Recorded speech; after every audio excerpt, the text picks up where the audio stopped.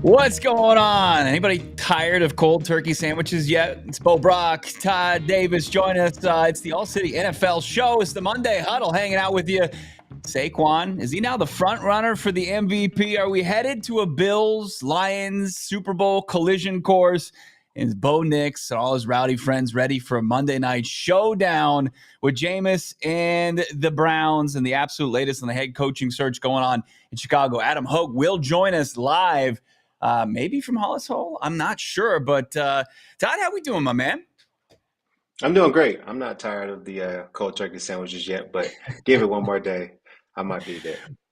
What's the best leftover for post-Thanksgiving, in your opinion? Do you take all the fixings and then put them into like that sandwich, or are you just kind of reheating everything? I'm a big reheater, so I have to have some mac and cheese, have to have some yams, maybe a little bit of dressing with some cranberry sauce. So I think I just remake the Thanksgiving meal all over again and see how it goes.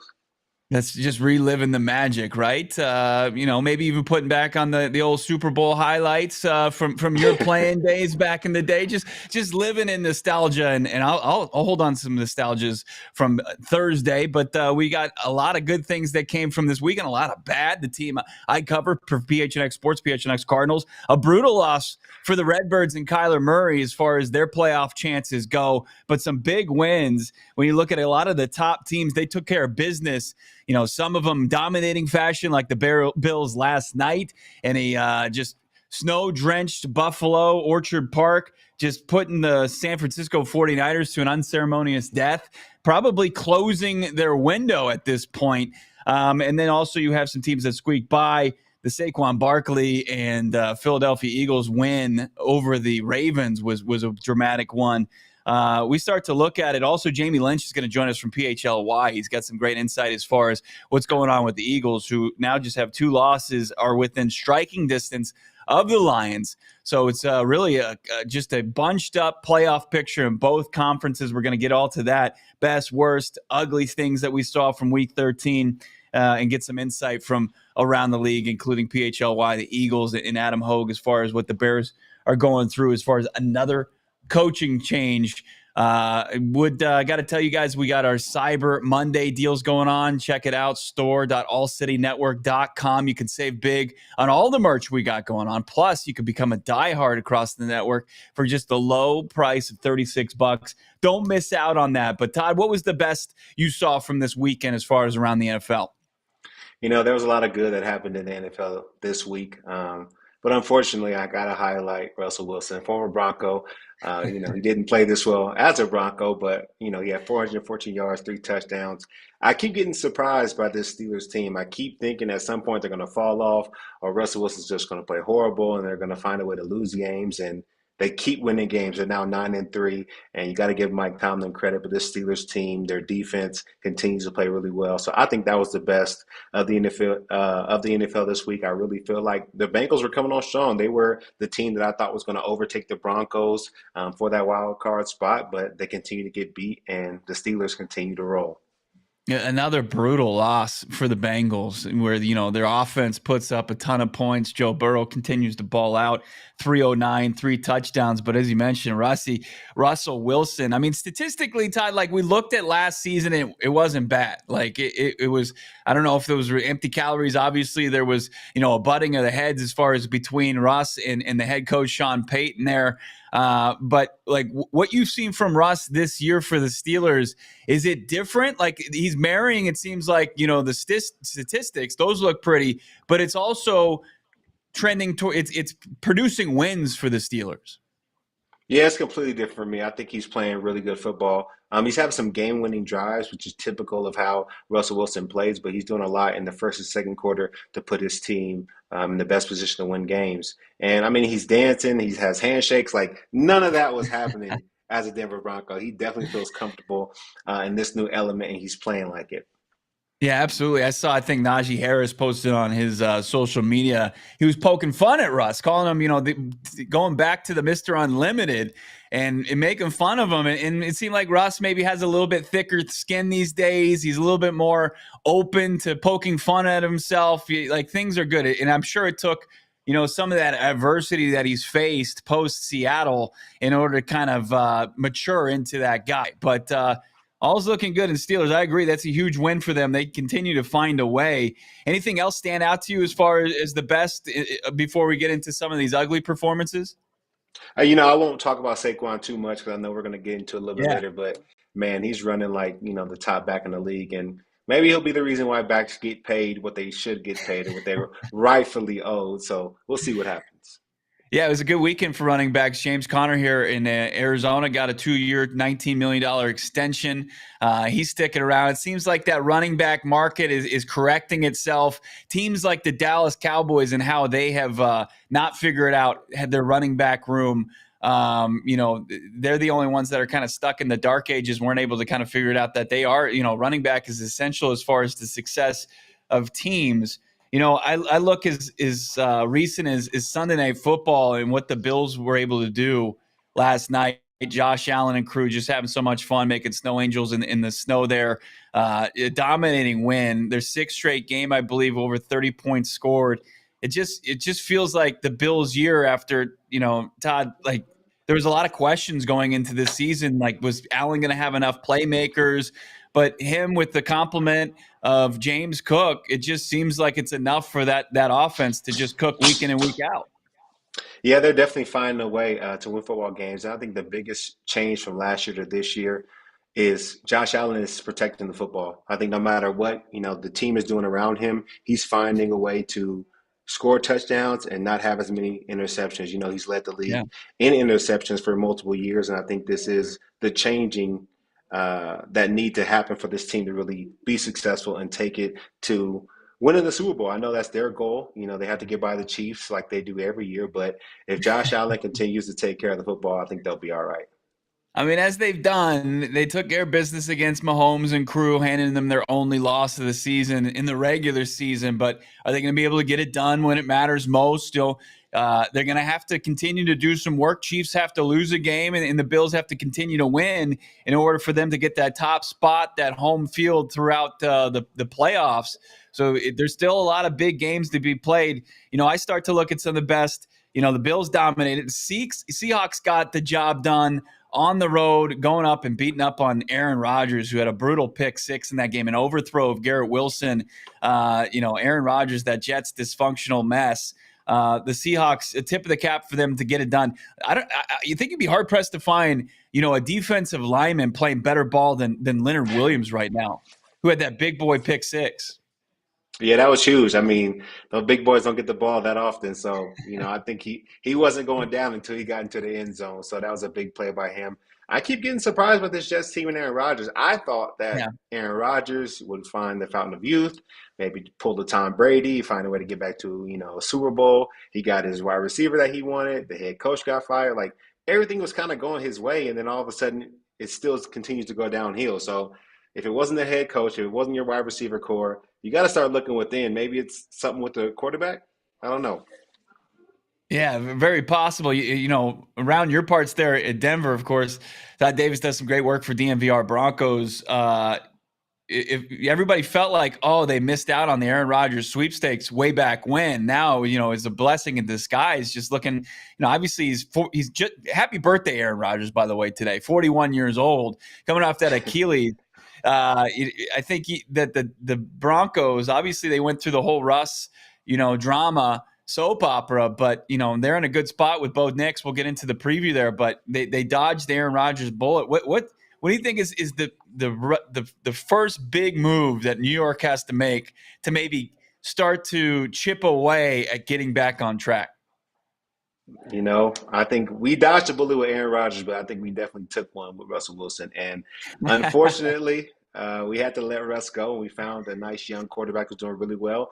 So maybe that's the recipe to success. I know it's going to hurt. You might take a hit with the cap, but sometimes you got to just wipe your hands, start fresh. I don't know if they'll find a Hall of Fame coach willing to coach them right away, but Yeah. they may have to wipe their hands of Aaron Rodgers and see what happens with the next generation. Yeah, I like the Seahawks getting it done. I thought the Texans found a way, big win for them. Vikings, Commanders, Bucks, Rams, all big wins for those respective teams to stay in the thick of the playoff race. And we could see maybe the playoff picture right now. It's getting real jumbled. We can take a look at maybe the NFC first. We got the Lions here at 11-1. Eagles hold serve. They're just a game back from that. Vikings with their big come from behind win. Sam Darnold was balling in the second half of that game. The first time he's led a team back, Todd, from a double-digit deficit. He's now 1-23 when going late into a game, trailing by double-digit points. They go to 10-2. Packers stand at 9-3. And then the Commanders were able to bounce back with a huge win over the Titans. That was a laugher. Seahawks, Falcons. Let's start to get into this. The worst. The Falcons. Talking about washed old quarterbacks. Kirk Cousins looks bad. That offense, you would have thought it had all the ingredients to be a good one. They look bad. They look really bad. In the last 3 games, she's thrown 6 interceptions, no touchdowns. I mean, that's a recipe for disaster. He's just not finding his wide receivers. He's not finding his talented players on his team to make big plays, and I think it's really showing up and it's hurting the team. They brought Kirk Cousins in, signed him to a lot of money because he's still a talented quarterback, but he's not playing like it right now. When's it the Michael Penix show? I mean, you invest the top 10 pick in there, and you got a guy who he's throwing brutal passes. I mean, that was a paper airplane toss that was pick sixth in that game. As you mentioned, 6 interceptions, no touchdowns, and you've got Bijan Robinson, you've got Kyle Pitts, you've got Drake London, Mooney's I think playing some good ball, but they can't score enough points to even really make some noise in the NFC South, which is one of the worst divisions in the league. I mean, what more can you ask for as a quarterback? You have tremendous Yeah. talent around you. But the tough thing about that talent is they play dependent positions. They need the O-line to block well. They need the quarterback to throw the ball on time and on target. It's just not happening. I don't know if it'll ever click for them. But I'm ready to see Michael Penix. I was a huge fan of his, in this draft. I was hoping that he could have came to the Broncos, ended up going to the Falcons. So let's see what the young kid can do. Why not? Let's throw him in there. It's not like, they're losing anything right now. So Right. let's see what he can do. Just let them go out there and rip it. But they've invested so much money. You hate that sometimes that hierarchy exists. It's who's getting paid the most. Sometimes it's draft cap or where somebody was drafted. Now you got that kind of coming to a head. We'll see if Atlanta does anything because the Bucks are coming. I mentioned it. They won again. They were able to squeak one out. Tip of the cap to Bryce Young. I think he continues to look better and beat, bust allegations, Todd. And he's starting to find his way there as far as the Panthers. They pushed to overtime, brutal fumble from Chuba Hubbard, who I think is still sitting on the bench in dismay. Just got it that he let his team down. But another good performance in a loss for the Panthers. But the Bucks continue to kind of keep themselves in that NFC South division. So that looks good. Niners, I think we can call it the time of the death last night against the Bills. It's over, and I think that this is going to go down, Todd, as one of those teams that their window open and shuts without a Super Bowl championship. I mean, we're looking at them, so many injuries there, but they've had to pay some guys. Debo looks, slow. They've got Greenlaw who went down in the Super Bowl. You got Trent Williams, who is a little bit older at the tackle position. They're going to have to pay Brock Purdy. It's just going to continue to get a little bit tougher for them to stay competitive. And it looks like this season with Christian McCaffrey, probably a season ender there last night with the PCL, I just think it's too much to consider them still in the thick of things. I agree. They've had a lot of good years and a good run. But I think that the way things are shaking out now, they have too many guys they have to pay. And, their best player and Christian McCaffrey continues to get hurt. And I think if he's healthy, they can get things back on track and they can make it look good. But unfortunately, it's just not happening right now. And when you have a roster that you've loaded to win Super Bowls and they don't get there, you got to blow everything up to be able to Yeah. handle all the capital that all these guys are taking up. I mean, it reminds me like the Bills in the 90s. And then you got like the Eagles of the 2000s. Remember, they went to all those NFC championship games, no titles to show for it, even went to a Super Bowl.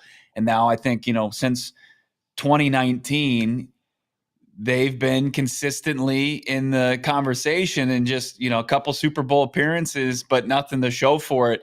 And you're absolutely right. I think it's time to maybe blow it up and see what you can get. Stop drafting wide receivers in the first round. Get Shanahan away from the drafting. He's a great coach, but I don't know as far as like an architect if he's the right guy. We'll stay with some of the best performances because over the weekend we saw Saquon Barkley have another huge performance in a dub over a really good Baltimore Ravens team. We bring in from our from PHLY, Jamie Lynch. Jamie, how we doing, man? Oh, we've got Jamie's mic is on mute. Love to get him here on the show, get his thoughts as far as Saquon. Really just what he's doing. He's on pace to really put up some record-breaking numbers and become the first, MVP at the position. Didn't Adrian Peterson do it like over a decade ago? But outside of that, it's just been kind of just quarterback award going forward, Todd, as we wait for Jamie to get his audio up and running here. Yeah, it's definitely been a quarterback-driven league, and I think if anybody's worthy of it, I think I would love to see Saquon get it. All of the crap he went through in New York and finally getting out of there and never really having the O-line he needed to be successful. Now he has a talented O-line, and he's running a lot of good runs, but sometimes he's not even touched until he gets to the second level, which is, the linebackers and the safeties. So I think that O-line plus his running ability really has married into a good relationship. So if he continues to be successful, I think he'll definitely have a shot at winning MVP. But like you said, it's a quarterback award, so you really have to go above and beyond, and you got to go against guys like Allen and quarterbacks all around the league who are playing really well right now. So you almost have to have like 2,000 yards, break a record, do something crazy to be able to get it as a running back. I think he needs a little help from his quarterback who licks his chops every time they get on the 1 yard line. And he's vulturing those touchdowns because Saquon, like 11 touchdowns, that's a good amount, no doubt about it. But like when you're vying and you're trying to knock and unseat some of these quarterbacks like Lamar Jackson, who Saquon's Eagles beat last night because Justin Tucker has suddenly lost it. Maybe add a couple of touchdowns the rest of the way, gave it to him on the 1 yard line. But 1 yard away from 1,500 yards rushing, it's really an unbelievable season that he's had there for Philly, coming over via free agency, one of the rivals from the Giants. 1,766 yards from scrimmage and 13 total tutties for Saquon Barkley. And you look at the last 3 games, he goes from scrimmage 117, 302, 198. Those are video game numbers. Absolutely. He's playing on rookie and everybody else is playing on all Madden. They can't find a way to stop him at all. And I agree. I think he needs more touchdowns. I mean, when LT broke the touchdown record, it didn't matter who got him down there to the 1 yard line. LaDainian Tomlinson was getting the rock to score another touchdown. So maybe they need to treat Saquon that way and give him the rock. I think we've done enough tush pushes. You guys are very successful at it, but we're trying to win some MVPs. We're trying to win some awards here, and we're trying to help this team, get back to the Super Bowl. So get a man the rock. Yeah, just let him inflate those statistics. I mean, Saquon says all the right things. They're like, what do you think about, the tush push and Hurts getting those touchdowns? He's like, look, if I want the touchdowns, I need to score when I have the ball. So if he's getting them up there, he's taking accountability, I guess. But just reward the man, and your team's going to be rewarded by having an MVP on one of your rosters. Let's pivot here to one of the ugliest plays from the weekend. Azeez Al-Shaair's hit on Trevor Lawrence yesterday. Adam Schefter reporting, multiple reports saying that a suspension is indeed coming his way. Have that's got to go down as one of the ugliest hits we've seen of all time. What do you think, Todd? Yeah, I think it's a bad hit. I've been in that position as a linebacker. You don't know whether quarterback is going to slide or not. You want to make sure you take him down because quarterbacks are very athletic now in the league. But I think that was very clear that Trevor Lawrence was sliding there, and he did need to take that shot on him. And then it was straight to the head. You saw his arms kind of twitch up and cringe up. So it was a very nasty play. You don't want to see that in football. You want to see your players protected. So hopefully, a little suspension just so he knows, like, you don't have to go up to quarterbacks in the same way. Yeah, it was definitely one of the uglier spots of the weekend. We now have our guy Jamie Lynch here from PHLY. Excited to get his thoughts. The big win yesterday, Jamie, and then I think at this point, especially with head-to-head style points, with Saquon's Eagles beating Lamar's Ravens, that it should be Saquon Barkley the front runner for the MVP. What do you say? We were having that debate this morning here. If you remove Josh Allen from the Bills, they're probably in worse shape than the Eagles are without Saquon. And I think that's kind of how you have to boil it down. The problem is, the MVP is a quarterback award. They touch the ball on every possession. There's no, secret as to why the quarterback gets that award. But it's a shame because Saquon Barkley right now is still on pace to beat Eric Dickerson's all-time rushing record. And if that isn't good enough to get you in the conversation, I don't know what ever will be. You alluded to it earlier. It was Adrian Peterson 12 years ago. That was the last running back to pull it off. If Eric Dickerson's award isn't enough, I don't think anything ever will be. So, maybe Offensive Player of the Year, Outstanding Offensive Player, whatever the award is that Saquon gets, he better get some hardware if he stays on this pace here. Let's talk about the win overall. Just a gutty win. Obviously, we saw Justin Tucker continue. His struggles continue. He's statistically one of the worst place kickers in the league. But obviously, he's earned the respect. But what was for the Eagles to kind of scratch claw their way out of there with the dub? Keep themselves firmly, in the chase for a number one overall seed, home field advantage to the NFC playoffs. How big was that? Yeah, the storyline in town is actually the defense and Vic Fangio and what he's done to turn around this defense.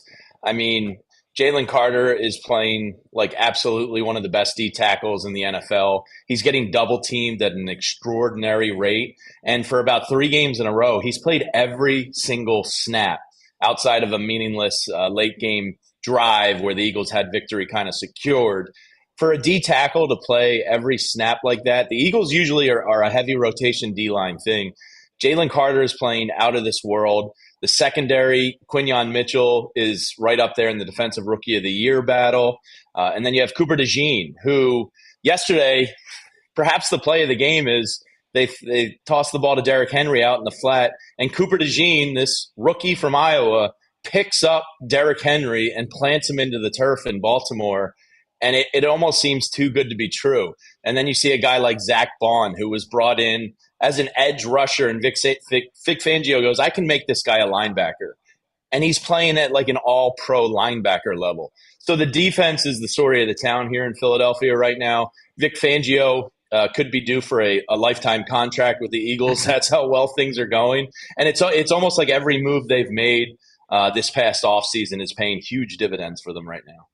Todd, what are you seeing from that defense coached up in his first season from Vic Fangio? Who makes that defensive side go? I mean, obviously you got the new blood, the first and second round defensive backs, and then you've got the second year defensive rookie of the year and Jalen Carter, or what Bond's doing as far as in the middle of that defense. Who's really kind of making that thing go?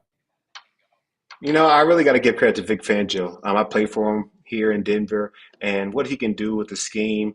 He's been successful everywhere he's went, whether it's Denver, Miami. Like, he's always a successful defensive coordinator because he's great at using the pieces that he has to make them successful. So I think he's doing a great job of using the entire defensive unit, and they're really, really doing well in his regime. I had to go back to that hit by DeJean. I thought that was a really, really good hit because that sends shock waves. Like, knows what they're used to seeing Derrick Henry do and how he's used to running through guys and, making guys look stupid with the stiff arm. So when you impose your will on him, the rest of the team is like, oh, if he could do that to Derrick, like, what could he do to me? So I think that was a big time play from him, and I think it really sparked the team.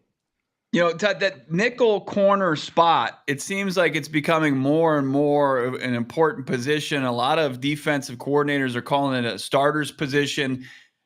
What's kind of had it become such an important spot on most NFL defenses?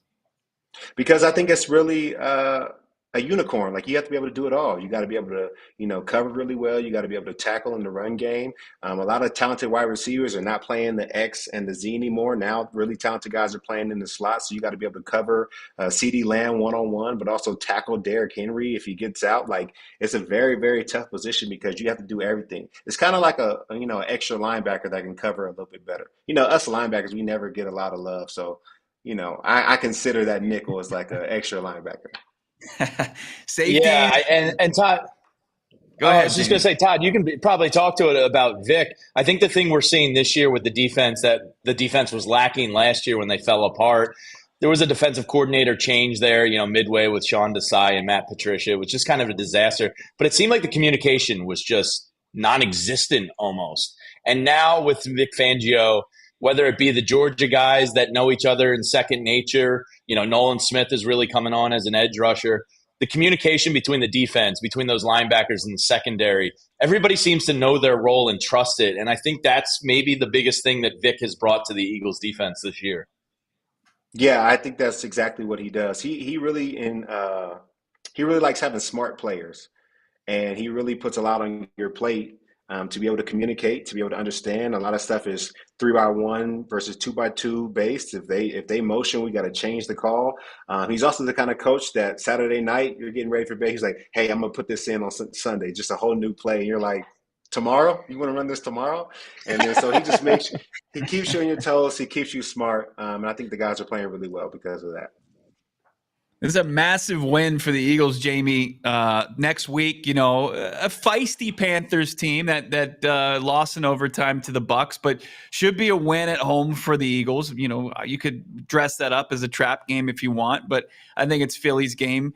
But then you've got probably the two biggest games remaining on the schedule back to back. The battle for Pennsylvania against the Pittsburgh Steelers, who just won't play bad football when people expect them to kind of slow down. And then you've got a big rematch with the Commanders on the road in D.C. I mean, what's going to happen for them to catch the Lions and get that number one overall seed? Well, I think the strength of schedule is actually in the Eagles' favor here. They have an easier remaining strength of schedule. The Lions do have to go through some NFC East or some NFC North, real battles there with the Packers and the Vikings.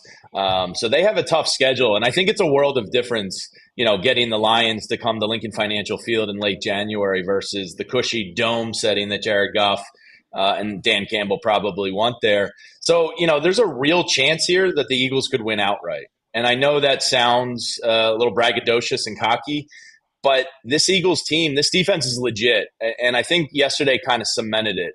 The Ravens, had the most explosive plays in the NFL, and Lamar Jackson is Superman. And you kind of expected, like, all right, if they're gonna come back to earth and have that moment of reality, yesterday was probably the spot. Cincinnati Bengals defense is just terrible. So while it was a nice win by the Steelers, I'm not giving them too much credit for beating up a Bengals defense. I do respect Russell Wilson and TJ Watt obviously coming in here, but I think that's a situation the Eagles can win. And the Commanders game, the Eagles dominate FedEx Field. Usually when the Commanders win, it's up here in Philadelphia. They have this weird inverse, but the Eagles play excellent down there in Landover, Maryland. So there's a real possibility. I mean, it's not irrational to think that they could go 15-2, and I think they're 14-3 worst case scenario here, because the Giants and Cowboys are those are layup gimme games. Those teams are worried about draft position more than anything else. So if the Lions lose one more, I think there's a really good chance the Eagles could be hosting an NFC Championship game here. That's wild to think about, because I want to advance a story that came from, it feels like forever ago. The team's 2-2. They actually advanced to 3-2 with a win over the Browns. And, that's the infamous game where, Sirianni's chirping back with Philly fans. What's the overall feeling now of the Eagles head coach? Is this success a product of the coordinators finding it out on their respective end, or is Sirianni really kind of getting back to becoming a master delegator and a good head coach again? Well, ever since he shaved his head, they're undefeated. So something's going on there. But there was a play yesterday that I think really solidified for me that the players are completely with him and bought in to his system. There was a play when the game was wrapped up. The Eagles were up 12, and Jalen Carter, who is the star of the defense, was making a tackle 12 or 13 yards downfield when the game was already in hand. And that, to me, when your stars are making those hustle effort plays like that, everyone's bought in. And Jalen Carter making a, seemingly innocuous tackle 12 yards downfield may not have meant much to the overall game. But to me, it went, damn, these guys really like Sirianni. They're playing for Sirianni. And look, he has the fourth or fifth best winning percentage of any head coach in the Super Bowl era. He tied Doug Peterson yesterday already in Eagles franchise history. And he's had I believe this is his third 8-game win streak while with the Eagles. So when you just look at the resume on paper, there shouldn't be anything to complain about. It was a rocky start to this year. But after the bye week, the self-scouting, him and Jalen Hurts, there was a great piece yesterday from ESPN that they kind of repaired their relationship. And Nick Sirianni's in really good spot right now overall. I know Sirianni was on the hot seat earlier this year. I think he should be buying Saquon Barkley steak dinners every night, because I think that's the reason why this team has made the change. I know Sirianni's a good coach. They've been successful in the past, but this year is all about Saquon Barkley. If they don't have Saquon Barkley, I do not think that they are in the position they're right now and playing as well. Yeah, you're absolutely right. I mean, and that's why he's a potential MVP of the league. In the 2 games that they did lose, A.J. Brown was off the field. And when you look at this offense overall, I think bringing in Kellen Moore is a huge deal too. But, I mean, the offensive line is elite. The quarterback, is probably top 10. I don't know if you want to call that elite, but it's damn good. Your running back is one of the best in the league. And when Devontae Smith and A.J. Brown are playing, that's one of the best wide receiver rooms in the entire NFL. So, absolutely. Yeah, he has a very talented team behind him. But it all kind of starts with the offensive line. And, what Jeff Stoutland was able to do with Mekhi Becton, bringing him in and sliding him into guard. It's no surprise to me that the Lions and the Eagles are the 2 best teams in the NFC, because they probably have the 2 best offensive lines. Mekhi Becton's come a long way since puking after a couple reps in training camp to a solid interior offensive lineman. People are starting to write him off as a first-round bust, but look, playing with the guys on that line, being able to steady the center position post Jason Kelce, some overlooked storylines for the success of this Eagles team. You guys are talking about it every day. Bo Wolf, Zach Berman, and our guy Jamie Lynch, of course, pre- and post-game shows for PHLY_Eagles on Twitter. Follow Jamie as well at JE Lynch Jr. Jamie, anything else before you get out of here, my man? No, I just can't believe it's going to be week 14 next week already. The playoff picture is taking shape. It's going to be awesome. This is a great time of the year in NFL land, and it's been a really good year, as top heavy as the league is. Really excited for the final couple weeks here. I can't believe it's week 14 already.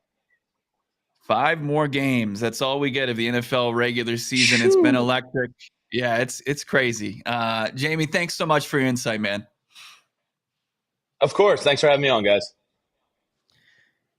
Incredible stuff. Jamie Lynch, PHLY. We are still going to catch up with our guy, Adam Hope, usual host of this show, but he was on Bears duty out there, Hollis Hall, as they were trying to recap, give some insight as far as what went down, post-Thanksgiving, that debacle with Matt Eberflus, who then had to take the podium not once, Todd, but twice before they gave him his walking papers. We'll see if we get any reason why that went down that way, and maybe what direction this organization can go post-Eberflus.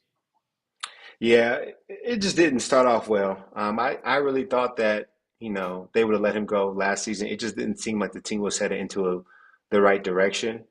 Even when you bring in a star quarterback, like you have to have the right captain steering the ship, and it just didn't feel like it was there. Like, the teams you look at when you're like, oh, they're just one quarterback away from being successful, and it never felt like that was the Chicago Bears.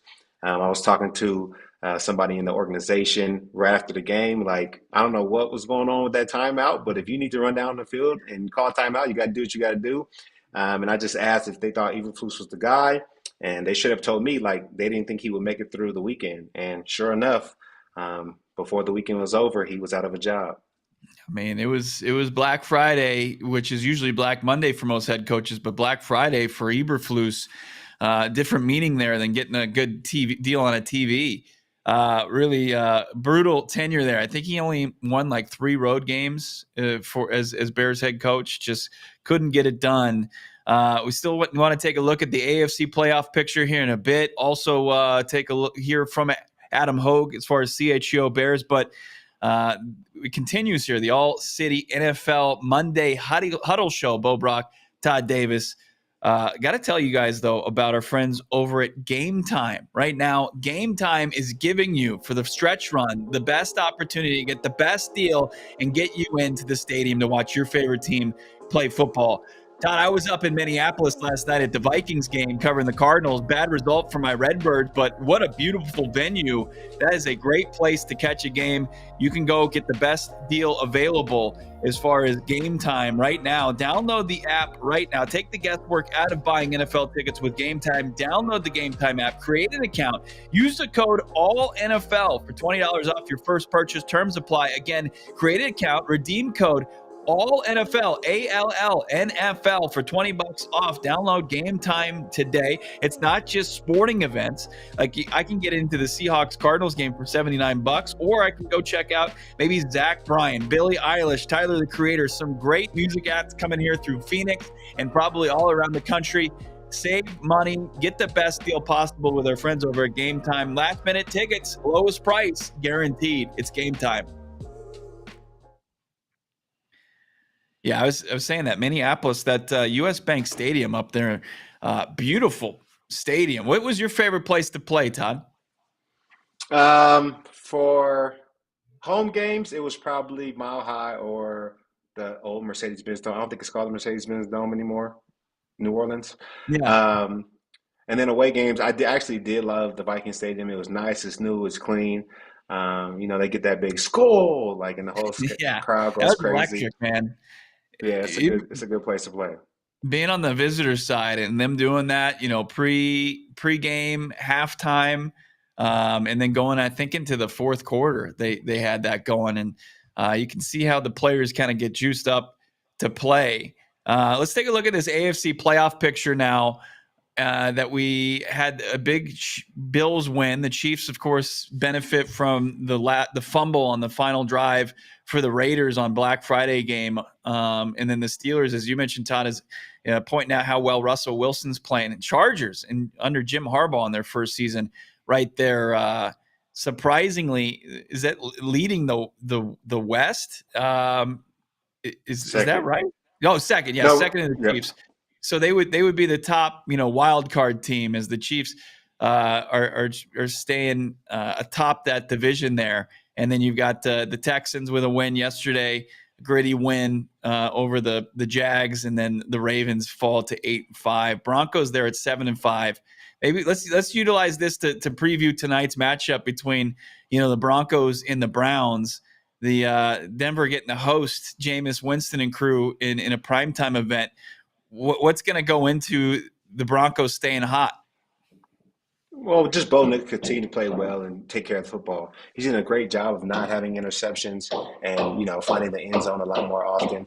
He's a really talented young quarterback, and I think him and Sean Payton are meshing very well. This defense is playing really elite, and I'm not scared at all about tonight. One thing that I've learned about this Broncos team is that they do really good against bad teams or teams under 500. So this will be another team that they play under 500, and I look for them to kind of kick the Browns' butt tonight.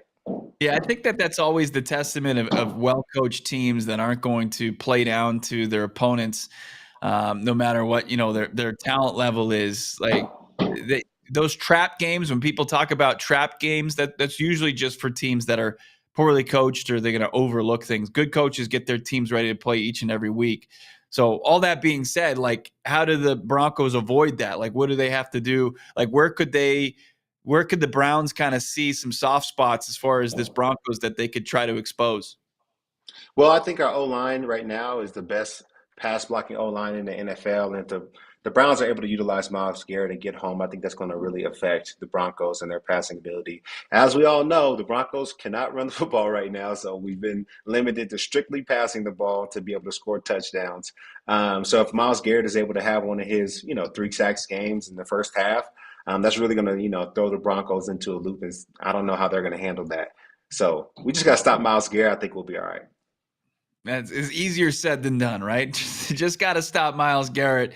And then on the defensive side, obviously it's been a good year. Vance Joseph, somebody I'm familiar with, covering him here in the Valley for so many years. I mean, he's looking to be a top 10 unit, probably, I think, for the first time ever for VJ there. What's rolling with them defensively? Is Riley Moss going to miss any time? Wasn't he dealing with some sort of knee injury? Yeah, he's a little bit limited. I don't think he's going to play tonight, and that's going to be a huge loss for the Broncos because although Pat Surtain is the best corner in the league, I think Riley Moss, at least this season, is not too far behind as far as like his playing ability. He's been playing really good football for the Denver Broncos, but they have a good rush and cover unit. I think Zach Allen, Nick Bonito, second in the league in sacks. Jonathan Cooper's playing really well, and their back end is playing well as well. So I think the overall team, the overall unit, just similar to Vic Fangio. I think Vance Joseph has found the scheme that works best for his guys, and he's utilizing it for them to play really well. That defensive front seven, Zach Allen, who's just little baby J.J. Watt there. He's not a baby as far as size. He's a massive human. But then, what you mentioned, Cooper, he gets rewarded with the extension, and then Bonito, who was shocking to hear that he's never had double-digit sacks until now in his entire playing career, which is just absurd. But he's balling out there. I love the Casa Bonito shirts that you guys have there at the DMVR locker.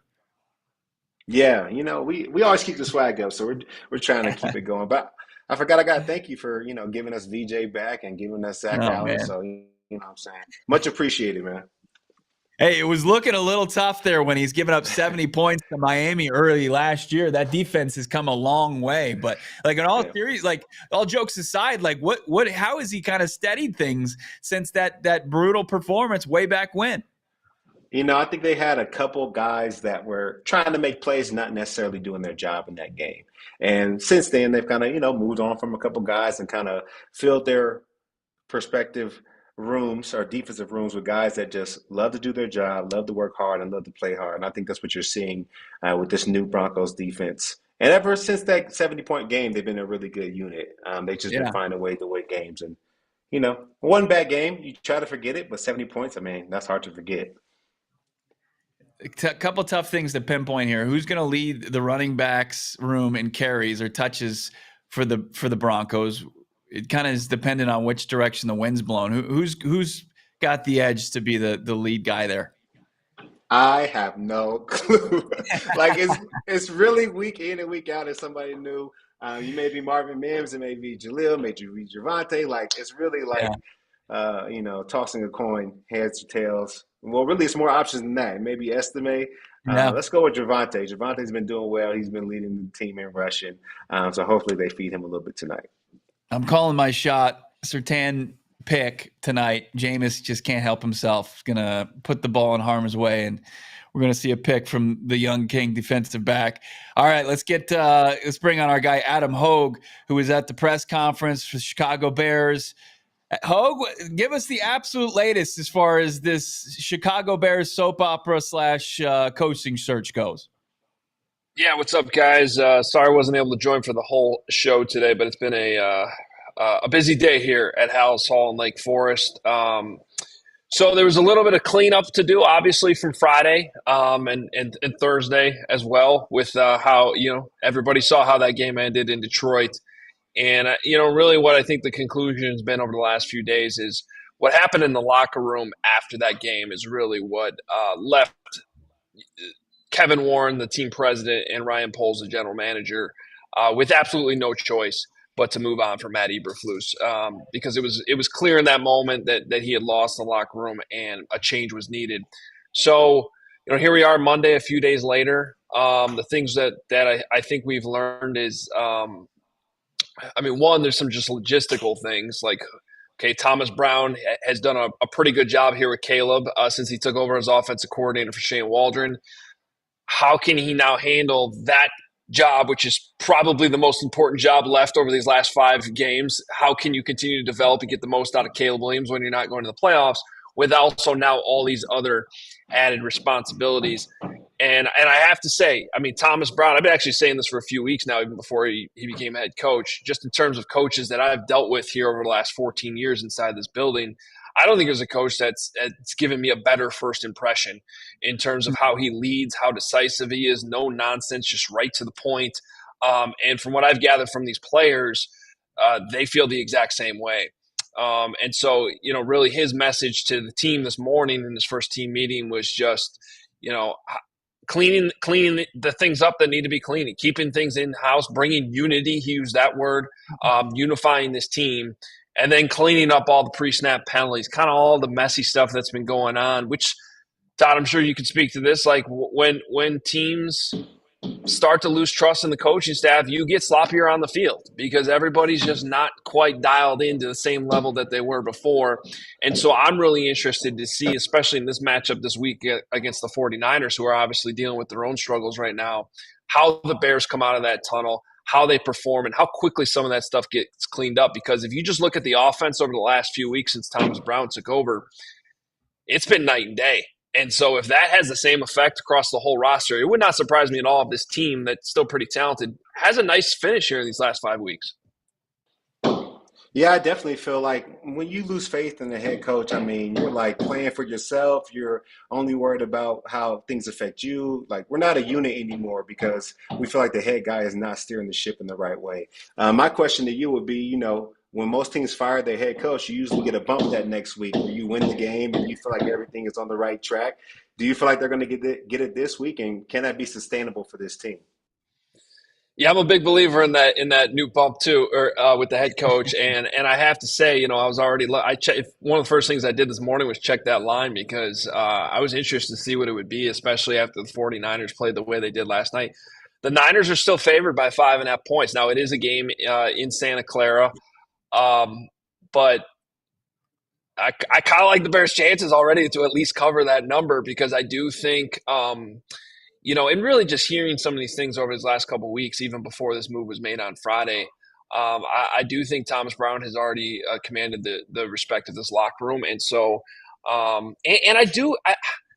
curious how you guys feel, because I always feel like sometimes the outsider's perspective is sometimes even more valuable than mine on this because you tend to get too close to this sometimes. But, I still feel like there's a decent amount of talent on this team. And I think that you've seen it come through at different times and just not all together in all 3 phases in the same game, at least enough, probably at least not since the London game when they took care of the Jaguars.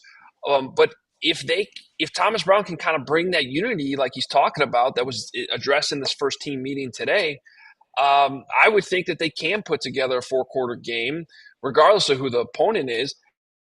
Heck, these 3 weeks, guys, they've been playing really tough teams. The NFC North, the toughest division, and all 3 of these games has come down to the last play. No, I'm with you. It is going to take, obviously, them playing as a cohesive unit and getting the job done finally, in the final minutes of the game. But I'm looking at a Niners team that's drawn dead now. They've lost by 25 or more points the last 2 weeks. They've been just gutted by injuries. And the players that they have healthy aren't the impact makers that they need them to be. I would be shocked if this number doesn't just get tighter and tighter as the week goes on. And I have really liked what I've seen from Caleb, especially from within the pocket and when he's the strides he's made under Brown there, the interim head coach now. I do like the Bears on the road to at least cover, if not outright win this game over a Niners team. I actually think that's a really good probably bet here at the end of the week. Yeah, and Bo, you saw this team at a very interesting time because it was the week when we were in Arizona. It was the week right after the Hail Mary, and at that point, the Shane Waldron thing was kind of well on its way to sinking.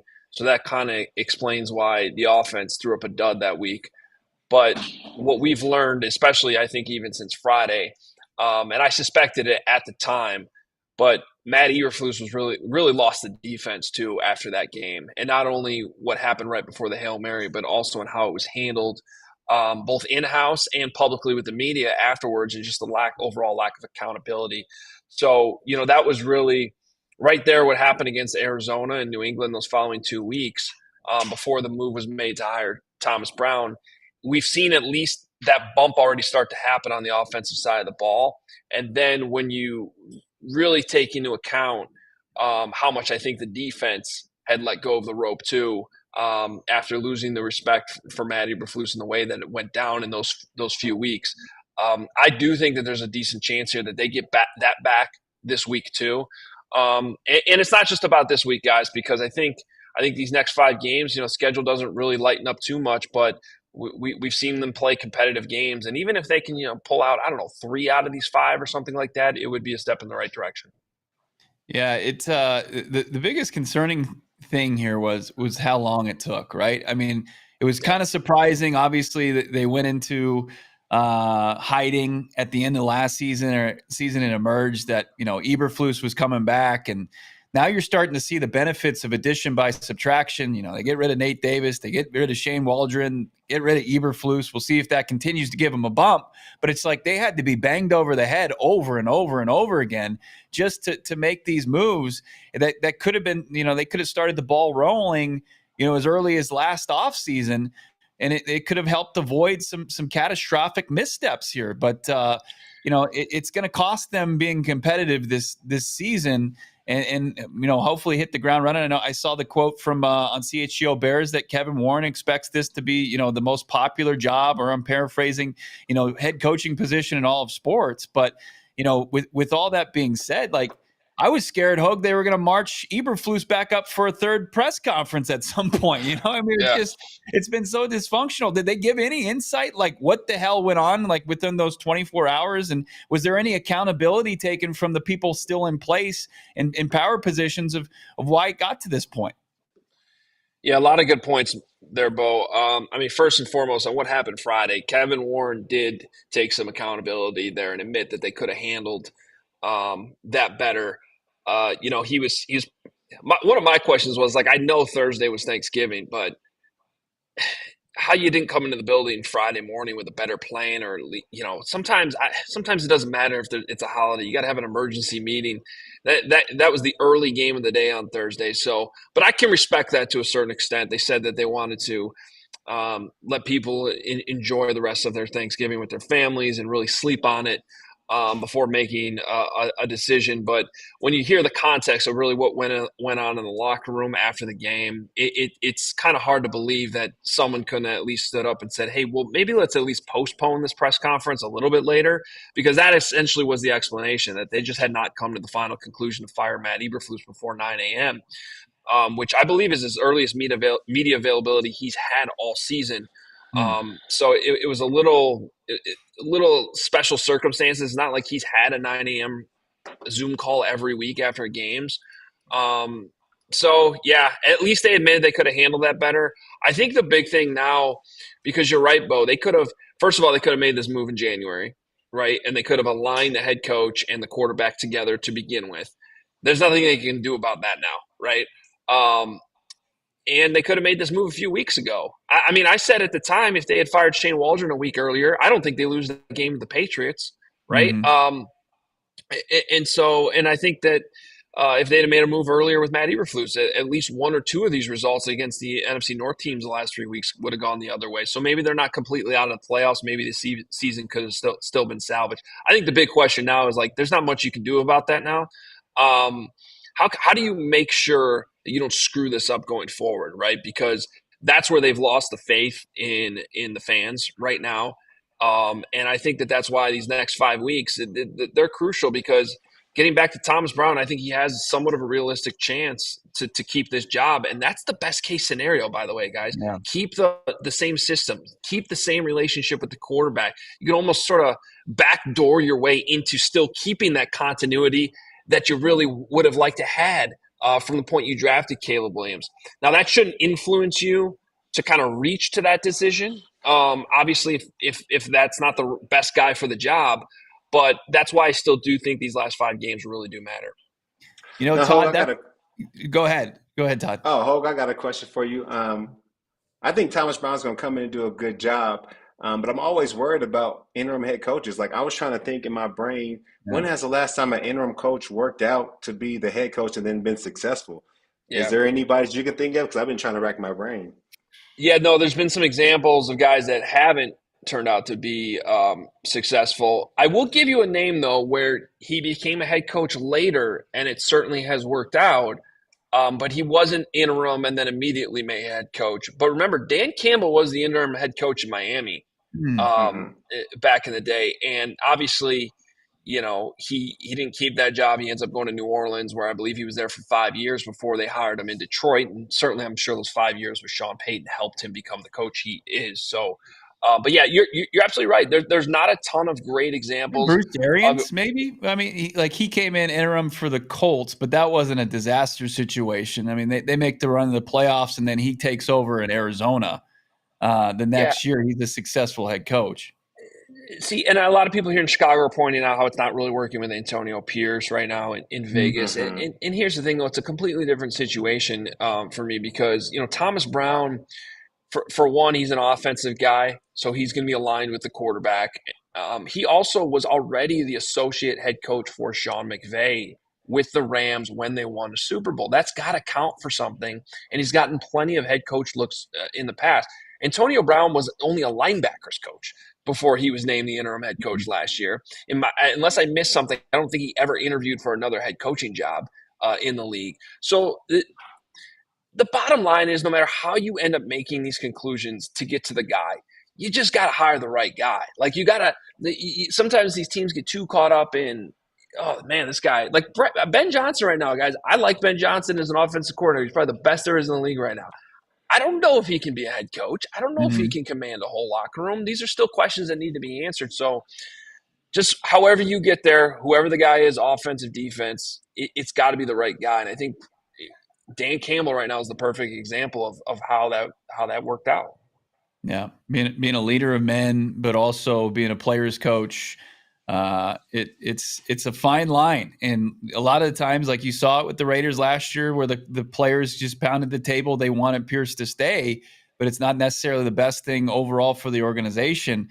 But it would be, for me, from an outsider's perspective, when I see guys like Cliff Kingsbury tied to this job, it's like you're going to pivot off Thomas Brown and all the good work he's done to Cliff Kingsbury, who I think is proven that he's not a leader of men. He's a good offensive play caller. Like, you would just be pivoting to him just because his offense under Jaden Daniels is rolling along. And it's like the debate you had with Ben Johnson's like, you know what he is as far as a play caller, but can he be that guy? Can Cliff Kingsbury learn from his mistakes in AZ? I'd be skeptical that he's learned that much to make the changes necessary to be a head guy. Well, that would be a wild hire just from the optics of that would be person number 3 that interviewed for the OC job back in January. So you've already elevated Thomas Brown to your interim head coach when he didn't get that job despite interviewing for the OC job back in January. Now you're going to move off of Thomas Brown and hire Cliff Kingsbury, candidate number 3, to eventually be a head coach. That would be an extremely tough sell in my opinion. Yep, no doubt about it. Oh, man, some great stuff coming up. CHGO Bears, when do you guys go live today?